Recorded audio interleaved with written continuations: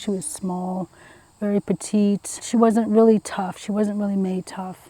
In 1994, Meggie Cywink's sister Sonya was found here in a small park 40 kilometers outside of London, Ontario. Frustrated by a police investigation that she thinks has gone cold, Meggie has taken to the streets of East London to try to find answers for herself. The last place she was seen was across the street there.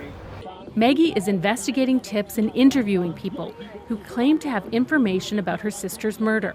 No civilian should feel that they have no options but to investigate the death of their loved one themselves. Meggie's lawyer, Jessica Zita, thinks she might not be in this position if police had investigated more thoroughly 30 years ago.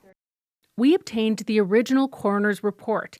It said Sonya was found partially clothed in a ditch with over 20 contusions and abrasions on her body.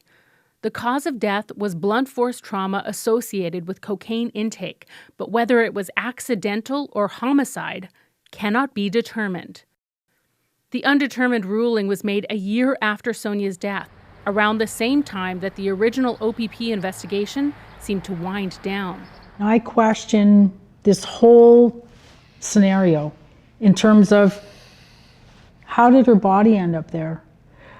Why was she positioned in the way she was? Why was she partially clothed? And we put it all together and it's a fucking homicide, regardless. In 2016, Chief Pathologist Michael Polanin came to the same conclusion. After reviewing Sonya's case, he determined the manner of death is homicide.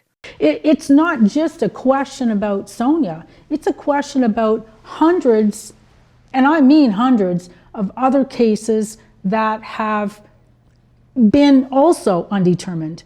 The OPP declined our interview request, but said Sonya's case is active and ongoing.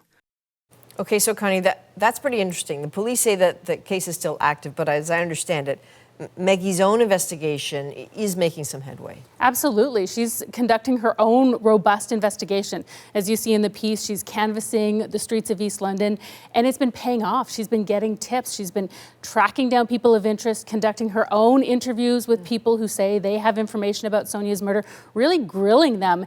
She's even made clandestine recordings of one source who says she was with Sonya the night she was killed and had information about the assault and identities of other witnesses. Now, Meggie's passed on that information and the recording to the OPP and is hoping they will follow up.